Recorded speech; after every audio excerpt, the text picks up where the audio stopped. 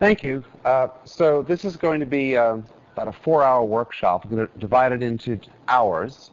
And the first hour, I'm going to go through some basic principles and talk about a representative case where this sort of technology was used in an investigation. Then in the next hour, I'll talk about the Foley case. And then we'll take another break after that. We'll have a break every hour. And then we'll talk about the Glenn Lyons case from Reading and a little bit more about DNA databases, and then I'll probably just answer questions that you might be thinking about and writing down over the afternoon. So this talk is on DNA-led investigation through computer interpretation of evidence. And the key concept, there's only one real idea, and that's the idea of a genotype. So I'm going to take a few minutes to go into the idea of what is a genotype, because that's the heart of this. So imagine that you have a person, they have trillions of cells and that have nuclei. And in the nucleus, there are 2 complete copies of the human genome, one from mother, one from person's father. And they're pretty much identical in every cell of the body.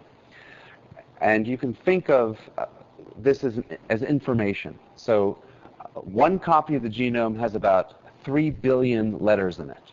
And the letters are from a DNA alphabet written in 4 chemicals represented A, C, G, and T.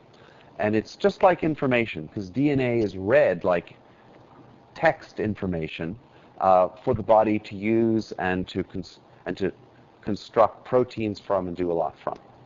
So imagine that you have 23 pairs of chromosomes, say 23 volumes in the encyclopedia, if you still remember books and encyclopedias before the electronic age. So there's 23 volumes having 3 billion letters from one copy from a mother, another 23 volumes, 23 chromosomes, and so there's 2 copies of each volume. What a genotype is if you go to a particular paragraph or location, it's called a locus, in one of those volumes or one of those encyclopedias, there's some text there. That text is called an allele, and you have 2 alleles because you have 1 paragraph in that volume from your mother, 1 paragraph in the other volume you got from your father, and that pair of alleles is called the genotype at that locus. It's the values, it's the 2 sentences that you have. Scientists in forensics and genetics use paragraphs that have a lot of variation. Why? Because if the paragraphs are all the same text, then you can't use it to distinguish people. And the idea for identification is to have distinguishing features that you can use to tell different people apart. So what scientists do is they come up with these different locations or loci where it's a string of maybe 100 to 500 letters long. And when you look at the content there, there's this paragraph. And in the center of the paragraph is a sentence, and the sentence has a variable number of repeats. And the way it works is this. There's one word, it's 4 letters long, and it can be repeated in tandem once, twice, 3, 4, 5 times, and there's a certain times that it's repeated. It's a short word, and they're repeated in tandem, and they're repeated, which is why you have the phrase short tandem repeat, or STR. And so what you're seeing here is a 4-letter word repeated 10 times for a length of 40. And then on either side are the fixed parts of the rest of the paragraph. So that's the sentence that can vary. From the other parent, that may be the mother allele from your father, you may have another 2 repeats of those 4-letter words, and now you have a length of 12 of 4 letters. So that goes out to maybe 48 letters long. And again, on the left and on the right is the rest of the paragraph. So what scientists do is they do experiments that just measure the lengths of these paragraphs. And if you have more repeats, the length of the paragraph is longer. If you have fewer repeats, the length is shorter, and that's the basis of the STR experiments that are done in Greensburg for measuring what alleles people have.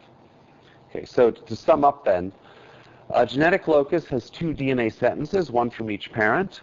An allele in these STR systems is the number of repeated words that you'll see, that four-letter word repeated, maybe 10 times, 12 times, 5 times, 100, usually it's between 5 and 25 times. And a genotype is the pair of alleles. It's the paragraph you inherited at this particular location on this one chromosome, that one location in the text, that paragraph. It's the pair of alleles you got. It's the length from the sentence you got from your mother, and together with the length that you got from your father, so maybe 10 repeats and 12 repeats. And that's your genotype. And the point of this for identification is that at even one locus, if you have 15 or 20 different possible lengths, 10, 11, 12, 13 of these alleles in the population, then you have over 100 pairs of alleles. There are 100 different genotype values. And that's good for distinguishing people. And whereas 20 years ago, scientists may have been looking at only one location, now they typically look at 10 to 20 locations. So if you can imagine, you now have 15 different distinguishing features, each of which has 100 different values. There are a trillion possible genotypes, and this is really good for distinguishing people. And for a single person relative to another person, that's where you get match statistics like 1 in a trillion, because these genotypes are, there are very many genotypes, there are very few people compared to a trillion genotypes, and that's the basis of distinguishing people. It's like giving, it's like having a trillion barcodes that are very different, and a person gets a pretty unique barcode. Okay, so something else that you'll see with these statistics is you may ask, why is it that if there's only 7 or 8 billion people on the planet, how can you have match statistics that are in the trillions or quadrillions? It's because the comparisons are made between these genotypes. They're not actually made between the people. We're comparing the barcodes, not the people that have the barcodes. Okay, so that's what a DNA genotype is. It's a location on a chromosome that has a lot of different values, and that pair of values that you have, because you have 2 copies, is the genotype. It's used for distinguishing people. Okay. All right, so DNA used to be a lot simpler, and I'll start with what DNA used to be like 15 years ago and what it still is like for reference samples. If you only have one person shown here in the left with a smiley face, and the lab takes a look at this one location, and you ask, what are the 2 lengths that you inherit? One from your mother, one from your father. Maybe there's a length of 7 repeats, and then from your mother, the other allele is 14 repeats, and so the genotype is a 7 and a 14 at that one location for that one person. And that's pretty simple, and it leads to very simple data. So what does the laboratory do? It takes the DNA, it puts fluorescent markers on the DNA, and then it amplifies it, actually putting the labels on, the fluorescent tags, and amplifying it as one step, called polymerase chain reaction. And that makes tens of millions of copies of the DNA that's there in quantities that are large enough to detect on a machine. And that machine's a genetic analyzer. It's a type of DNA sequencer. And what it does is it measures how much fluorescence there is for the different sizes of DNA as they come off the machine. The DNA migrates at different rates. The larger molecules take more time to get off the machine, so they can separate them based on size. And you see on the x-axis here the different sizes. And again, those are the sizes of the whole paragraph. We measure the number of repeats inside that variable sentence. And what you can see is there's maybe 7 repeats corresponding to one paragraph size, 14 repeats corresponding to another paragraph size, and the heights are measured in relative fluorescent units, how much fluorescence is coming off the machine for these different sizes. That's an arbitrary scale. And what you'll get if a person has a 7 and a 14 as their genotype at one locus is you'll see 2 peaks. You'll see a peak at 7 on the left. You'll see a peak at 14 on the right. And their genotype, you can tell by looking at it, is a 714. That's easy data, right? You can just look at that and say there's a 7 and a 14. Sometimes a person gets the same value, one from each parent. They might have a 7 and a 7, and have one taller peak instead of 2 peaks. So this is what data used to look like. You could just look at the readout and say, well, the genotype is a 714. Not much of an issue. And then once you saw what that genotype was, so you'd have an evidence item, the lab would be one person in there, you get numbers. In this case, I put a 10 and a 12. You could just look at the data, and from the right arrow, you see that a person could easily infer that the evidence genotype was in this diagram, a 10-12 or a 7-14, whatever the 2 peaks were. And once that genotype was known at this one locus, scientists would do 10 or 15 of these experiments at once, then you could make a comparison to a known genotype. And if, say here, the 10-12 matched a 10-12 from a known person, you'd say there was a match. Out of 100 possibilities of allele pair genotypes a person could have, in fact, they just had this one, a 10-12. They didn't have one of the other 99, and that comparison would produce a match. Now, based on that match, you could get information for identifying people. And the match information, it has a lot of names. We'll call it, for this afternoon, a match statistic or match information.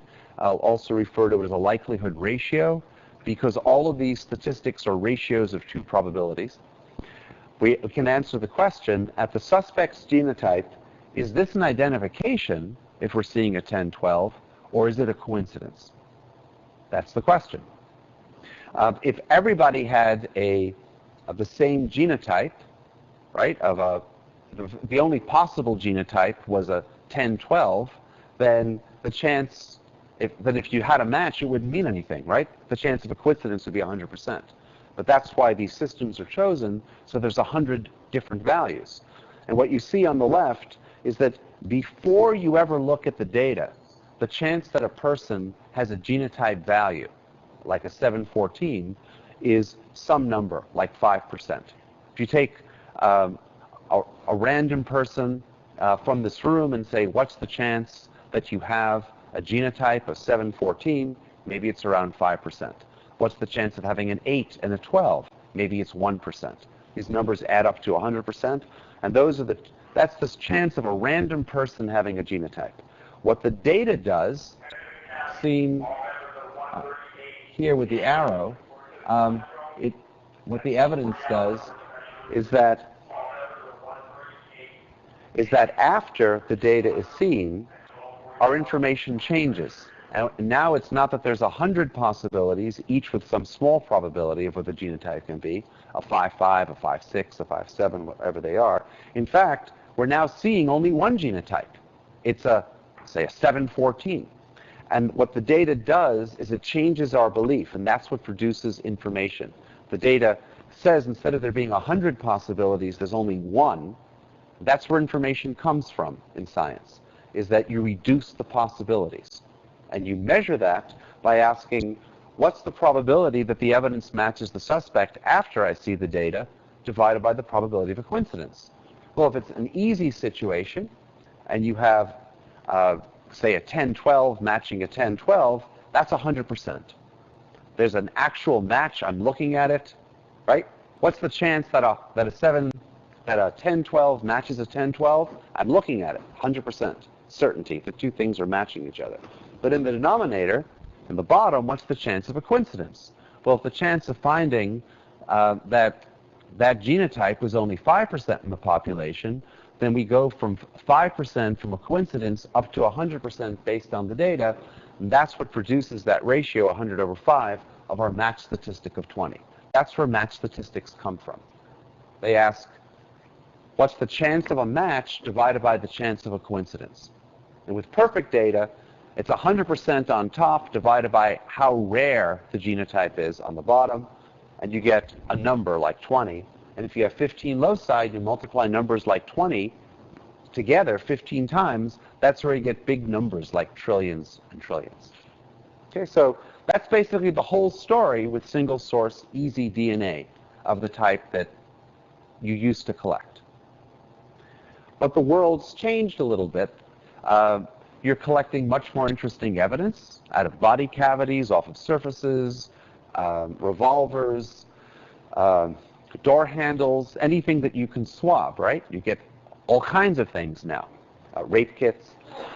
And now, in many labs, most of the evidence has 2 or more people in there. And that's really the focus of what I'm talking about today, is more complex evidence. DNA mixtures, low template DNA, and so on, degraded DNA. Now there are 2 people in there, at least, if you have a mixture. And on top, you see the same person has at this locus, is still producing that 7 and 14, but now there's a second person introduced, shown with a frowny face. And at their chromosome, they now have something else, maybe a 10 and a 12. So now we're seeing one genotype, a pair of alleles, a 7 and a 14 from one individual. We're seeing a 10 and a 12 as a genotype, a second pair of alleles at this locus from a second person. And when the lab processes the data now starts looking a little more complex. We don't only have 1 or 2 peaks that you can just look at and say, I know what's going on. Instead, the pattern is now, in this example, showing 4 peaks. We're seeing a major component with a 7 and a 14. There are 2 tall peaks there, and a minor component with 2 shorter peaks that has a 10 and a 12. Notice the numbers increasing, 7, 10, 12, 14. As the number of repeats increase, the length, the size of the molecule increases along the horizontal axis. But now the height actually does matter, as whether it's a tall peak or a short peak. Because how do you interpret this? What do? You now have 4 alleles and not just 1 or 2. So what happens is that the DNA pathway is a little bit broken. The lab can still take 2 evidence items and produce data with a 7, 10, 12, and 14 with different peak heights. But in terms of getting a very clean inference that extracts all the information from the data to get an evidence genotype, that's not happening in most labs. And we'll see examples of this, particularly in the investigative case we'll look at now, in this hour, as well as in the Foley case and in the Lyons case. And if you can't produce a fully informative evidence genotype, then you can't make a comparison. And if you can't make a comparison, you can't produce a match statistic. That might have been okay 10 or 15 years ago, when the courts let experts come in with DNA and say, this is my opinion. Most courts now are not happy with an opinion from a DNA expert. They want a match statistic. So if you can't produce a match statistic, or if your match statistic is 7, and it's not terribly meaningful, then the evidence that you collected as DNA can't be used very well in court. Okay, so there are issues with human interpretation of DNA mixtures.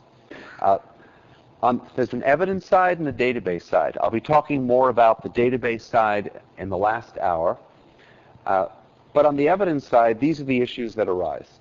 Good data that are really informative are called inconclusive. I mean, have you ever collected DNA evidence in a case? You bring it in, it's swabbed, it's collected, the lab processes it, and then you're told it's inconclusive.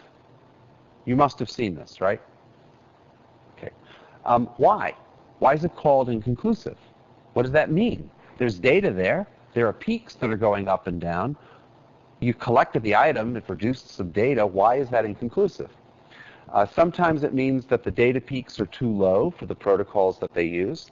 Sometimes there are too many contributors. Labs will stop making calls or trying to produce statistics once they have 3, 4, or 5 contributors. There are other issues that people write about in the scientific literature, which is if you're trying to make a comparison of a reference sample directly against data or data features, there are psychological issues of unintentional examination bias that has been demonstrated. I'll get back to the database issues later on. Okay, so a solution is to develop a computer program based on a lot of mathematics that tries to account for everything in the data and produce genotypes. And you'll be seeing a lot of that. And I'll be talking about TrueAllele Casework, which is what we developed in Pittsburgh 15 years ago.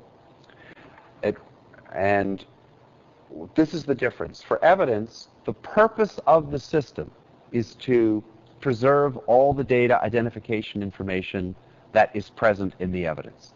That's what the system exists for. It uses all the peaks, whether they're high or they're low. It doesn't care about the number of contributors. We have cases that go up to 5 or 6 contributors. The method is the same. It's also completely objective in that it does all of its calculations to find genotypes from the data and then stops and writes it down, and only afterwards is a comparison made. The computer has no idea what you're looking for one suspect, 10 suspects, or an entire database. It just doesn't know what you're going to be comparing it with when it's taking a look. Okay. And so by doing that, the DNA pathway can be restored, the evidence can be interpreted. Now, what's the price you pay for that? Well, there is a price if you're going to move forward, and that is there may have been 100 possible allele pairs, 100 possible genotypes for one of the contributors in this mixture at a locus, and really the data doesn't let you resolve it most of the time into one genotype, into one value.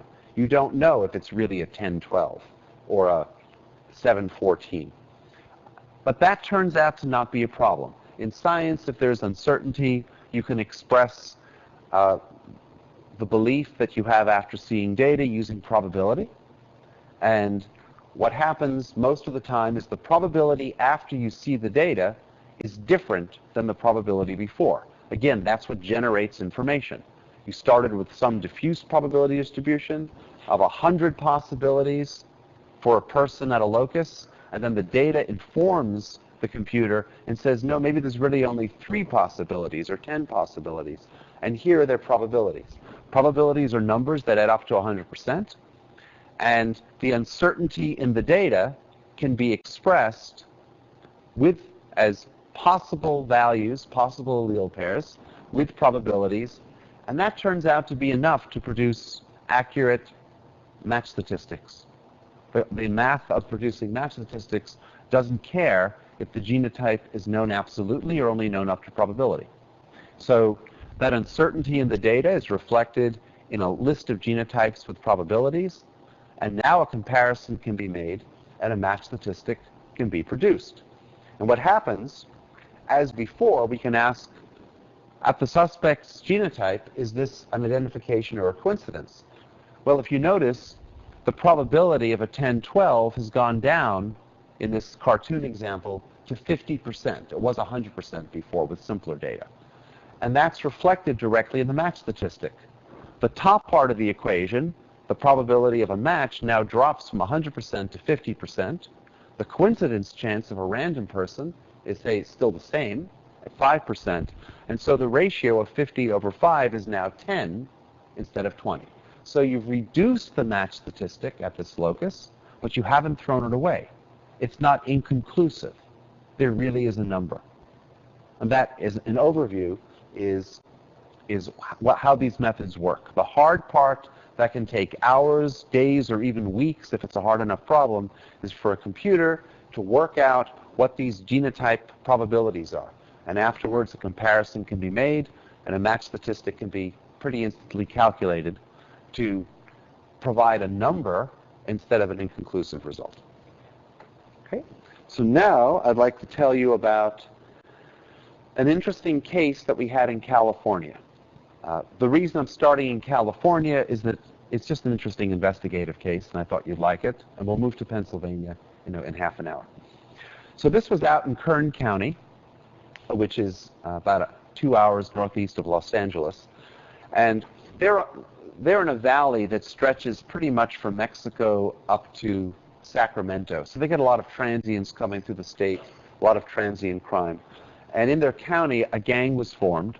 And the gang started off pretty benign. They were inexperienced. They hit a food market. They left some DNA on a gun and a hat. And proceeding from the left, they next hit a hardware store. They left some more DNA on a safe and a phone. But as the gang got more experienced and they realized what you do with witnesses and victims, they became a lot more violent and a lot more dangerous. And they were getting very much out of control. And as this DNA was being gathered, what was interesting is the crime lab,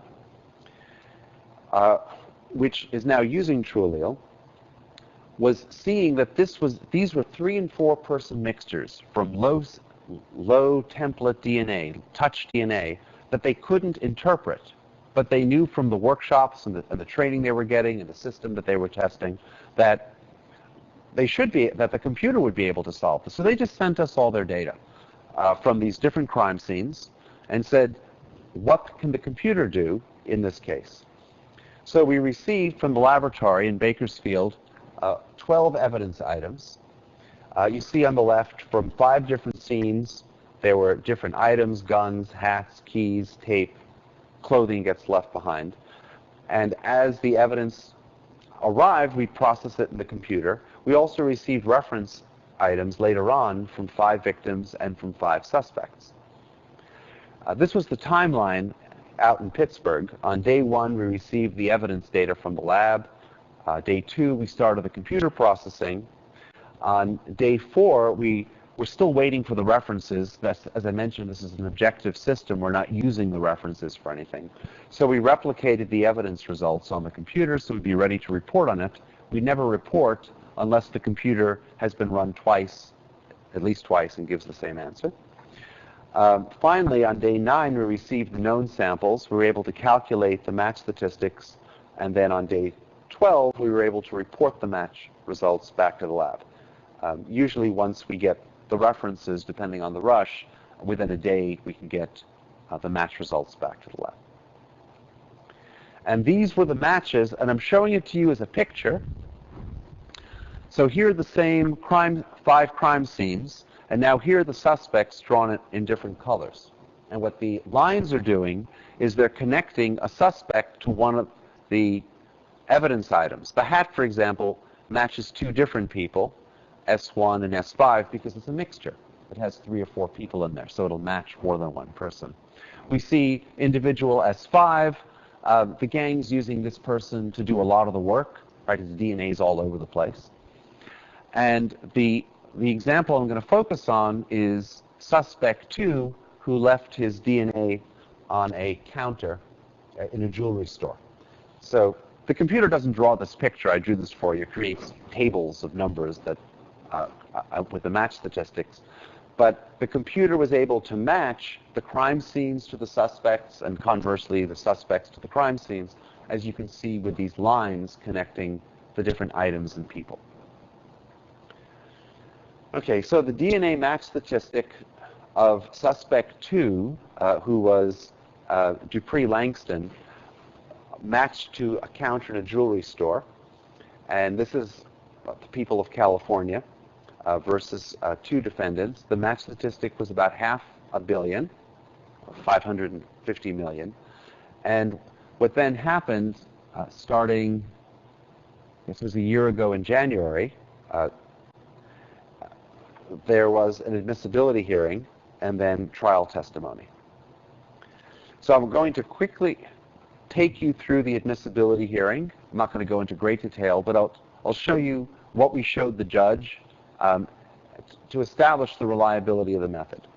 We showed peer-reviewed validation studies. These are studies where we work with mixtures either from Casework or from known laboratory samples. And we do a study of how well the computer preserves the information. We often compare it with human methods. At the time, there were actually 3 published studies.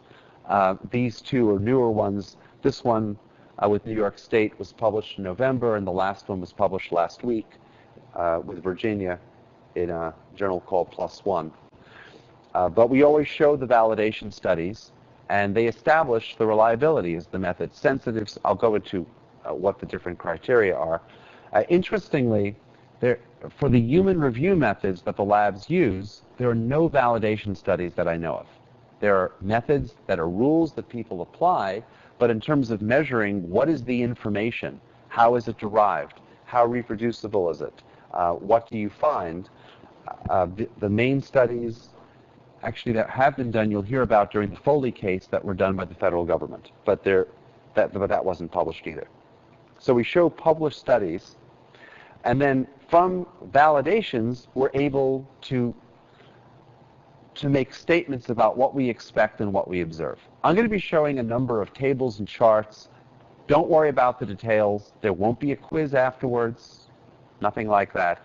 But just the overall shape of what we're looking at, it's worth knowing. When scientists look at information, and they look at numbers like 1 million and 1 billion and 1 trillion, we don't look at those numbers. This is across many fields of science. We look at the number of zeros. So for example, 1,000 has 3 zeros in it. So its information is 3. For 1 million, it has 1 followed by 6 zeros. So its information is 6, and so on.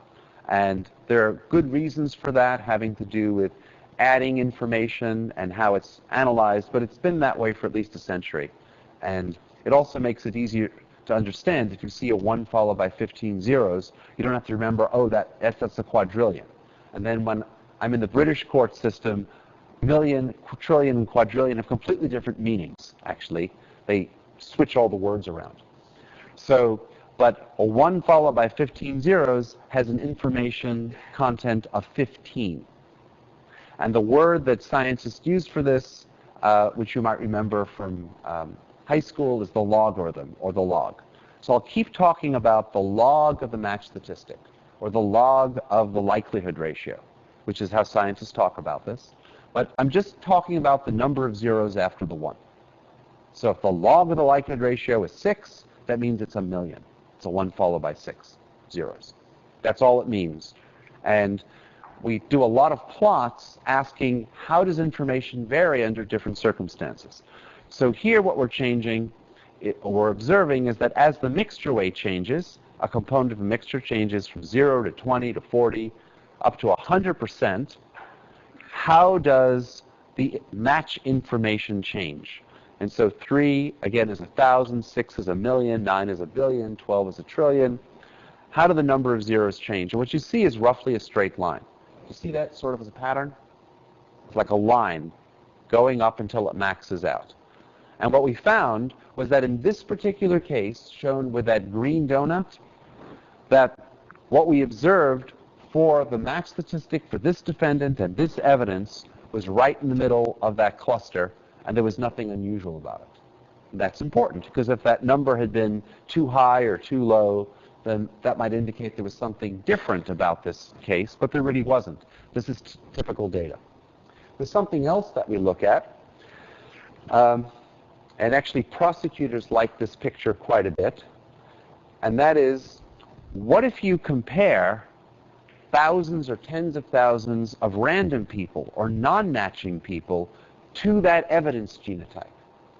How often do you get a false match?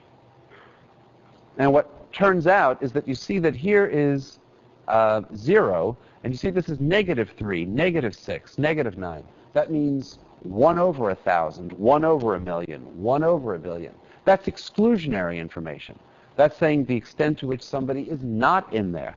And the average here is about -18, which is 1 over 1 billion million. So if you do comparisons with the evidence genotype that is being used to form the match statistic from this countertop, we're seeing on average random people who are not in there are just excluded. And we could actually write a report if that was a real person, not a random person, and say that person's not in there. And the strength against their being in there is 1 in 1 billion billion. You also see that at the right edge, nothing's really passing 0, which is just 1, a 1 followed by no zeros, and the defendant is out there at almost 1 billion, 9 zeros. So you see the separation. This indicates there's really no false positive going on. That match is very real, and random people like yourselves, would be out here at 1 over a billion billion and be excluded. So the judge liked that. And now I'm going to move from what was happening during the admissibility hearing, which is represented with a gavel up there, to what we showed the jury. So we showed the jury that computers can use all the data. And this is what the data looked like. Notice that there are more than 4 peaks. In fact, you're seeing about 6 peaks here, 10, 12, 13, and so on, all the way across, indicating there are probably at least 3 people in this mixture. The peak heights are not that high. They're not going up to 1,000 or 2,000. Some of these peak heights are down at 30, and the scale is only going up to 200. So this is low quantities of DNA with 3-person mixtures. In some sense, this is wonderful. This is the sort of data you regularly collect from surfaces, guns, countertops. This is hats, clothing. This is most of the evidence now. The question is, how can you interpret it? Okay, so there are tall peaks, there are shorter peaks.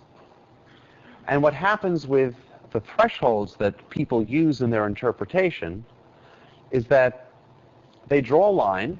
The line's determined by the lab, by some studies that they do. And then all that quantitative data, that pattern of a low 10, slightly higher 12 and 13, taller 14 and 15, lower, again, all that pattern information is lost. The height information is lost. The variation information for the computer would be lost.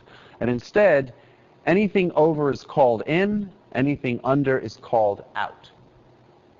The scientific basis for this procedure, I don't know, nor does anybody else. It's just a rule that people follow, and it seems to work. It worked fine when you had single-source DNA, and the peaks were high, and DNA was from one person, but it doesn't work very well when you have more than one person. But that's what people do, and if it doesn't work out very well, you can just say, well, it's inconclusive. But the computer doesn't really have a choice to give an inconclusive. What we do instead is we say, look, here's the data that you started with, and there's a pattern, low, middle, middle, high, high, low, at each of these 15 loci. And then we have the computer consider virtually every possible genotype solution. It considers maybe 100,000 for a problem like this. And what it does, first take a look at the 2 tall blue bars by 14 and 15. That represents a pair of alleles with the most DNA from this contributor with a genotype of 14 and 15. So that blue pair, those 2 blue rectangles, represent one person's genotype with a certain amount of 14 and 15.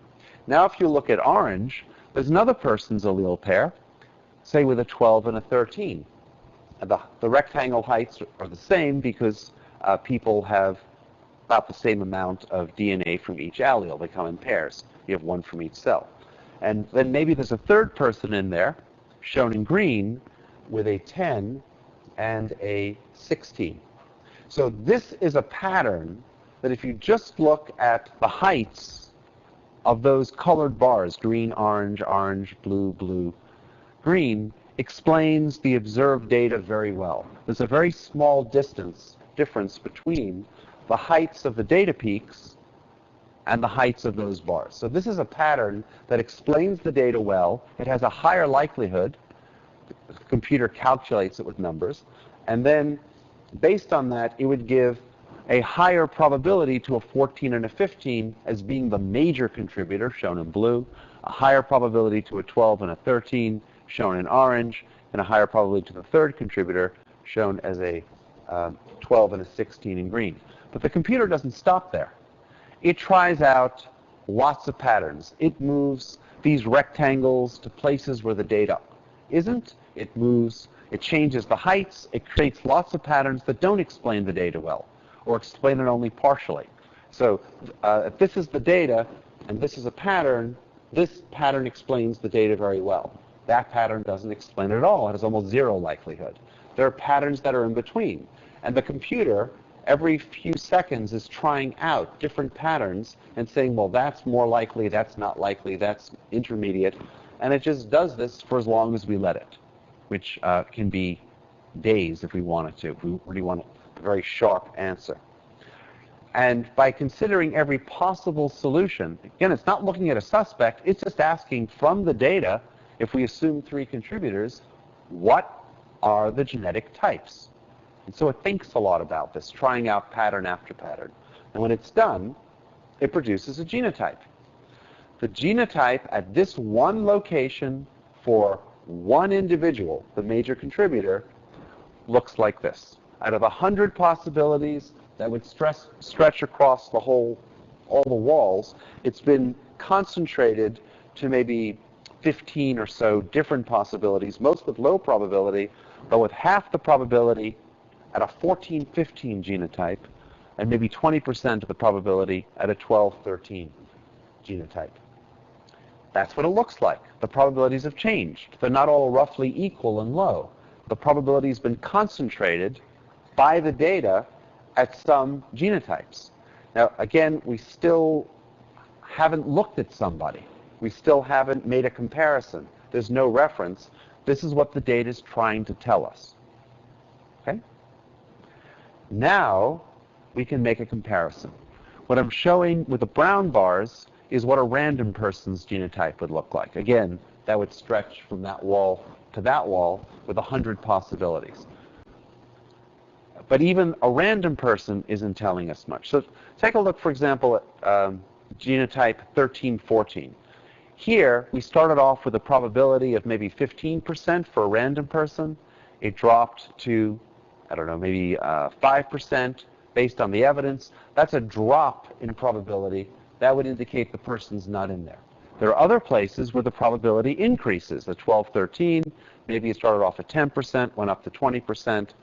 There would be a gain in probability. That would give you a match statistic that shows that somebody might be included. We don't know which of these to choose until we pick the suspect. And if we look at the suspect, who in this case has a 14-15 genotype, everything now stops and just look inside that red rectangle. That's what the math lets you do. The math of match statistics lets you focus now on the suspect's genotype. So let's focus here on the 14-15 and ask, what's going on in here? Well, the probability from the evidence after we saw the data was 51%. The probability of a random person's genotype, shown in brown, was only 6%. And that ratio, the probability after to before, the probability of an evidence match in blue to a coincidental match in brown, is 51 divided by 6, or about 8. So at this one locus, we're seeing a match statistic of 8. The ratio of two probabilities that this is more likely to be a specific match of evidence to this person than a coincidence. That's the picture. That picture is replicated mathematically at all 15 loci. This is the one we were just looking at, the 8 statistic. Some of the numbers are larger, some are smaller. And because the different genome locations, the chromosome locations, are independent of each other, we can multiply these numbers together to get the match statistic. And when we do that, we can answer the question, is the suspect in the evidence, and see that a match between the front counter, which was the evidence from the jewelry store, and Dupree Langston is 553 million times more probable than a coincidental match to someone in the black population. So that's where match statistics come from. And by the way, when we give evidence in court and testify, we'll take 15 or 20 minutes to explain to the court what a match statistic is and what the computer's doing. So there's no black box, there's no white coats. It's just, this is what's really going on, and this is what it means. And we see that jurors like that because they have a sense that they're actually understanding what the science is. So now, I'm going to show you a news clip that came out last year that is much better than what I can say. And this doesn't mention cybergenetics, but it talks about the laboratory, the investigators, the district attorneys, and so on, and how they use the technology in this case. New at 5:30, prosecutors are hailing new DNA technology that helped secure 2 convictions in a string of recent robberies. The new TrueAllele Casework system made its debut in a Kern County courtroom this month. 17's Kiyoshi Tomono shows you how it works. Charles Lawton and Dupree Langston might have gotten away with robbing this check advance store if they hadn't done this, planting a bare hand on this countertop to vault over. In the fraction of a second Langston's sweaty palm touched the counter, it transferred a minute amount of DNA that would lead to his conviction. And so then the technicians went back to that very spot and did some swabs. Before, the crime lab might have struggled to do anything with evidence like this. Only a trace amount of DNA and contamination from other people who touched the same counter. And that used to be the biggest problem, was when you had a mixture of profiles. And so you couldn't pull out exactly who was in there, who wasn't in there. So in those cases, we would have to say that the DNA profiles were inconclusive in our analysis. With TrueAllele, we don't have to say that any longer. TrueAllele is high-powered computer software that uses mathematical formulas to sort through contaminated evidence. This is the first use of TrueAllele west of the Mississippi, really. It can then pinpoint with a high level of confidence whether a particular person's DNA was present at the scene of a crime, even if they barely brushed an item. We're talking about touch DNA, we're talking about DNA with that's been out in the field for a while and may be degraded. We're talking about missing persons cases, potentially. It is a powerful tool with a caveat. DNA, it is time-consuming and it is expensive. And so we can't do it for every case that we would like to. In all, Lawton and Langston were convicted of 8 robberies in a 5-week crime spree, including a holdup at this Max Muscle store in 2011, where the owner shot back. Other victims said they were brutalized. Some were even forced to disrobe at gunpoint. Now that the technology has been proven in court, the crime lab says expect to see more of it. With newer technologies, we're able to give more definitive answers. In downtown Bakersfield, Kiyoshi Tomono, 17 News. And a footnote here, Langston and Lawton are set to be sentenced on April 5th. They each face about 70 years in state prison. The new DNA software, by the way, was paid for with a $100,000 grant from the National Institute of Justice. Okay, so that's TrueAllele in Bakersfield. The lab's online with it now, and they're doing pretty interesting things with using their database to automatically find crimes, associate with them, and so on. But that's for later. Okay, so lastly, I'd like to go into something else and a study, and then I'll wrap up in about 10, 15 minutes. We'll take a break, and then we'll continue again with the Foley case. So these thresholds were not working out very well across the country, and there was an idea published about 5 years ago. They didn't have any data for it, but the FBI lab thought it would be an interesting idea that if you introduced a second threshold that they called a stochastic threshold to handle random events, it ends up being about 3 times higher, that you'd only report match statistics at those loci where all of the peaks that were at the lower level were also at the higher level. That was the idea. So they tried it out, and what happened is labs began recalling their case reports around the country. They would say, well, we can't really testify about the match statistic that we sent you using the original method called combined probability of inclusion that had 1 threshold. Now there's a new guideline called the modified CPI, the modified combined probability of inclusion. And now it has a second threshold. We have to do that, and we can't report on this anymore. And so I don't know what happened in Pennsylvania, but around the country, labs withdrew their reports, saying with these new statistics, we can't talk about them.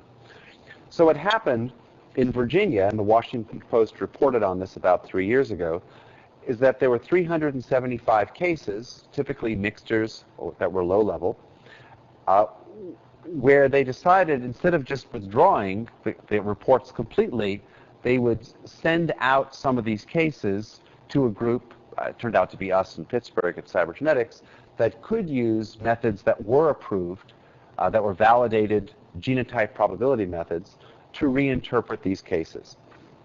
And you see some of the issues that people have. The police lab in Washington, D.C. felt that mixture cases were a nightmare. Peter Gill, who's called the father of the DNA database, they came up with the idea in England over 20 years ago, says accurately, if you show 10 colleagues a mixture, you'll probably end up with 10 different answers. Though if they repeat their work, you might end up with 20 different answers. And so this was the study, and I'll describe it to you. Over a period of about a year, we were sent a number of cases, and when they had to go to trial, we were asked to write a report. So these are the 72 criminal cases. There were 92 evidence items, all mixtures in these cases, and because a mixture can have more than one matching individual, there were over 100 genotype comparisons. And they were from a wide range of criminal offenses: homicides, robberies, sexual assaults, weapons, and so on. And I'm going to just show you with a picture, again, there's no quiz afterwards, what happened. So this is the old method called combined probability of inclusion that has one analytical threshold, the way I showed you before. The peaks that are over the threshold are considered, the peaks underneath are not. And of these 100 matchers or so, they got about 80 statistics. And if you look at this axis is the number of zeros in the match statistic. Again, the log LR. And what you see is the average is around 6. That is, the average match statistic is around 1 million using human review of mixtures. And that we've seen that across the country. We've seen it in other studies. The average is around 6. There's a little bit of variation. Sometimes it goes down. So 6 is 1 million. 4 might be 10,000. 9 would be 1 billion. But they're pretty much in that range. And that's usable. There's one analytic threshold. Somebody writes a report. The analyst goes and testifies and says the match statistic is 1 million, and justice proceeds. With the second threshold, the stochastic threshold, that's 3 times higher, with a rule that was imposed that whatever was peaks were found at, allele peaks were found at the lower level also had to be at the higher level, we see a dramatic fall off in match statistic. In fact, what most labs saw was at this point, most of their mixtures were no longer interpretable. They were called inconclusive. Of the ones that were left, the average match statistic dropped to about 2 zeros or 100. That's pretty, same data. We're looking at the same evidence. And now, by a different manual interpretation with 2 thresholds, the average statistic drops from the millions to the low hundreds. It was 140 was the average, when they could get a statistic at all. And so you see why this modified CPI with 2 thresholds caused a bit of a crisis in the criminal justice community. Evidence that used to be interpreted is now either giving useless statistics or called inconclusive. In the TrueAllele study, this is what happened. These were the 100 same data, but these were the match statistics that we reported. And what you see is we fill out the entire spectrum. It's not concentrated around 1 million with 6 zeros. It's not concentrated around 2 zeros, giving a match statistic of 100. It's whatever the information really is in the evidence. And that averaged about 100 billion. Sometimes it could be a trillion, sometimes it could be 100. But whatever, sometimes it was lower, most of the times it was higher. But the purpose of the computer system is to preserve identification information. And that's what it's doing. The purpose of human review is to provide a number that you can bring to court. Very different goals. Again, the goal of the computer is identification information. It can be used for investigation. It can be used as evidence. But that's its purpose. It's not to merely give you a number. It's to give you the number. What is the information? How much more is this a true match against an individual or evidence to evidence than a coincidence? Based on this, we were able to do a number of statistical measures that showed that this collection of numbers suggests that TrueAllele is actually giving accurate match statistics, whereas the human methods are not giving accurate numbers. And that was described in a paper that came out last week. It's free online. It's the 5th validation paper called TrueAllele Casework on Virginia DNA Mixture Evidence, Computer and Manual Interpretation in 72 Reported Criminal Cases. It's been out for a week. It's already had over 600 views and a lot of downloads, which is not bad for a paper that's just come out. What it shows is that TrueAllele is actually being used in practice in states. Virginia went online themselves with a system a few months ago. They have 2 analysts who are already reporting on cases that they're writing their own case reports about in court. And I'll just read you, even though it's very hard to read here, what it says at the bottom. It's a long paper, but it compares the methods. And the conclusions are, the computer could make genotype comparisons that were impossible or impractical using manual methods. TrueAllele computer interpretation of DNA mixture evidence is sensitive. That means it finds the right answer. Specific. It doesn't find the wrong person. Precise. It gets the answer very accurately. It's accurate that it gets the correct answer, and more informative than manual interpretation alternatives. It can determine DNA match statistics when threshold-based methods cannot. And it goes on to say that that's one of the roles of forensic science, is to provide reliable evidence. And these were outcomes. As of a year ago, there have been more cases and more convictions. There's been an admissibility hearing. But this is what was found. Of the 144 cases analyzed, 72 cases were reported. And as of a year ago, there were 10 trials, different counties, federal, military, and state court. In Brown, these are 2 cases where a Virginia analyst testified. It wasn't me. And the charges are weapons, rape, homicide, child molestation, and so on. And these are the sentences that were outcomes from these cases. So every one of these cases, the DNA report was withdrawn. And these cases may not have gone to trial at all. But by bringing the computer in to interpret the evidence and provide a definitive match statistic, the cases could go to trial. So we're up to almost 200 case reports filed on DNA evidence. Now the lab in California and Virginia are filing their own reports. Testimony has been given at all levels. I was at a pretrial in Australia 2 weeks ago for an interesting quintuple homicide of family members. The crimes depend on what we're asked for. Most of them are murders and rapes. That's most of what TrueAllele is being used for now, though it can be used for other crimes as well. It's just DNA evidence. The evidence doesn't care what the crime is. The use of it is spreading across the country. Let's see, we've had admissibility. I guess the most important thing is in Pennsylvania, Virginia, and California, there have all been admissibility hearings, and they've all had good outcomes. For some groups, they're bringing their TrueAllele in-house, like New York and South Carolina. Other groups are asking cybernetics to provide support to extend what the crime lab can do through services. The idea is to use all of the DNA evidence all the time and not tag some of it as inconclusive or of low value, but really to preserve all the information. The system's objective, we do a lot of validation studies to establish reliability, and it solves the DNA mixture problem, working with low copy and degraded DNA, as you saw here, and you'll see more of, particularly with the Lyons case.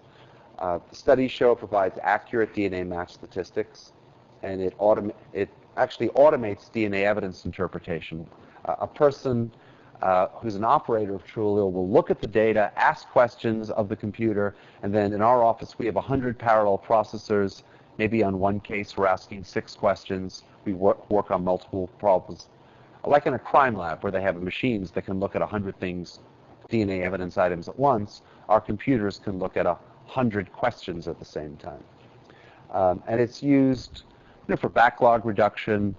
It can be a tremendous reduction in forensic costs. If you look at the cost of having an analyst spending 2 days examining complex evidence and then determining that it's inconclusive, whereas they could have just asked a calculator and they would have known that, even the negative results can be a cost saving. It's good for identification. I'll talk about databases later on. You've seen convictions. With many groups, the first cases, for example, in Allegheny County and Kern County in California, were actually DNA exonerations, where the evidence wasn't what people thought it was. And the whole purpose of this is to catch criminals earlier and more frequently in order to create a safer society.